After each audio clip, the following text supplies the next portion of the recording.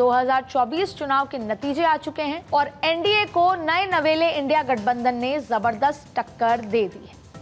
400 का नारा देने वाली बीजेपी इस बार अकेले बहुमत का आंकड़ा नहीं छू पाई और एनडीए गठबंधन का कांटा 300 के करीब जाकर अटक गया है। इनफैक्ट 300 अभी हुआ है नहीं हुआ है, लेकिन 293 के आंकड़े पर आ गया है। लेकिन इस चुनाव में हासिल क्या हुआ, अगर इस चुनाव को समझेंगे, डिकोड करेंगे, तो वो कौन सी बड़ी बातें हैं जो निकलकर सामने आई हैं। 2 साल से हाशिए पर, यानी इनफैक्ट ये बात कहें कि 2014 और 2019 2 बार से हाशिए पर पड़े विपक्ष को क्या मिला, तो देखिए 3 बड़ी बातें हैं। पहला, मोदी प्रधानमंत्री बन रहे हैं, लेकिन बीजेपी को मैंडेट पूरा नहीं मिला, यानी बीजेपी मैजिक नंबर को नहीं छू पाई।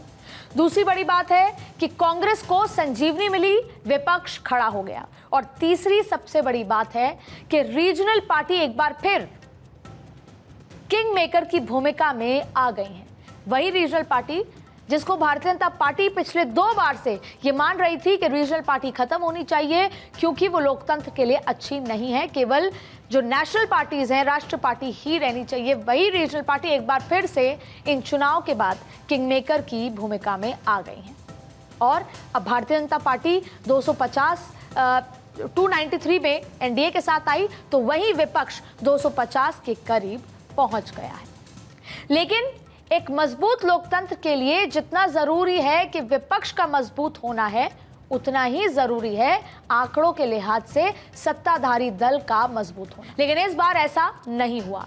नतीजे गठबंधन में बार्गेनिंग की खबरें आने लगी हैं और आपने भले ही वो तस्वीर देखी जब नीतीश कुमार ने ये तो कहा कि हमारा पूरा का पूरा समर्थन भाजपा के साथ है, लेकिन उन्होंने ये भी कह दिया कि बिहार के जो काम बचे थे वो अब जल्द पूरे होंगे।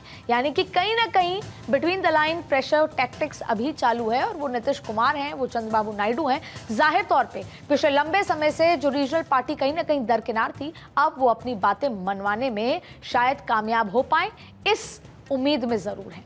अब 90 का वो दौर एक बार अपनी आंखों के सामने क्योंकि याद आता है, 90 का वो दौर, क्योंकि वहाँ हालांकि ये बात अलग है कि वहाँ की परिस्थितियाँ अलग थीं, उस दौर की परिस्थितियाँ बहुत अलग थीं, लेकिन सत्ता में गठबंधन की अपनी मजबूरियाँ होती ही हैं।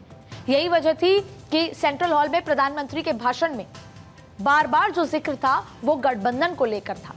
उन्होंने कहा कि ये जो अलायंस है ये डेवलपमेंट का अलायंस है, ये गुड गवर्नेंस का अलायंस है। उन्होंने सबका जिक्र किया, यहाँ तक कि जो पवन उनके साथ हैं उनको पवन नहीं, उनको आंधी भी बता दिया। तो ज़रूरी है सबको साथ लेकर चलने में। आप उनके ट्वीट से भी यही समझेंगे और उससे इनकार कतई नहीं किया जा सकता कि आपको एकदम से सबको साथ लेकर ही चलना होगा, यानी सबसे सहमति लेकर ही फैसले लेने होंगे। तो आखिर ऐसा क्या हुआ कि वो बीजेपी जो 400 पार का नारा या 270 का नारा देती थी, जो पिछले 2 चुनाव में अकेले बहुमत का आंकड़ा छू चुकी थी, उसके लिए अब अपने सभी घटक दलों को एकजुट करके रखना मजबूरी बन गई है। ऐसा क्या हुआ कि जो पार्टी अकेले, जैसा मैंने कहा, 270 सीटें पाने का आत्मविश्वास में थी, यहाँ तक कि तीसरे फेज तक अमित शाह ने यह कह दिया कि हमने मैजिक नंबर छू लिया है, वो अब घटक दलों के ऊपर डिपेंडेंट हो गई।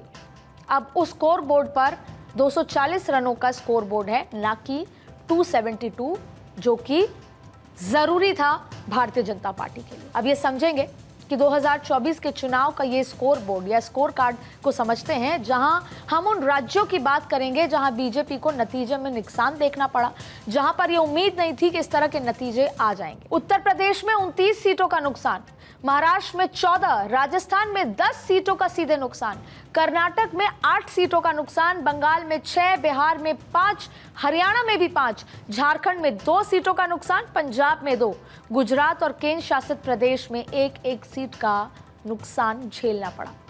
और ये नुकसान नहीं है, ये बहुत बड़ा नतीजा है जिसके चलते आज घटक दलों को साथ लेना और उन पर डिपेंडेंट होना पड़ेगा।